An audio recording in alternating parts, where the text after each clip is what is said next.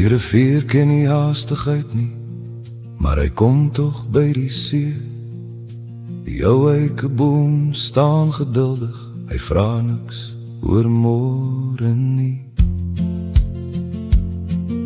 Die son kom op wanneer hy moet, die nag hou nooit die sterre terug. Alles wat bestem is om te blom, doen het op sy eie tyd. Stap 'n bietjie stadiger, daar's nog soveel om te sien. Die pad beteken net iets, as hy jou weer huis toe bring. Voel die wind in jou gesig, laat jou hart weer rustig raak.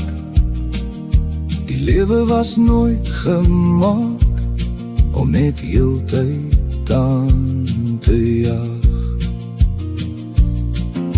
'n mossie het geen goud of grond, maar elke môre sing hy bly. Nie vir mense se applaus nie, net omdat hy asem kry. 'n kind bou koninkryke met 'n klippie langs die spruit, terwyl groot mense daar verruil vir drome wat nooit huis toe kom. Stap 'n bietjie stadiger, los môre waar hy lê. Die son het nog nooit laat gekom, omdat hy vinniger wou wees.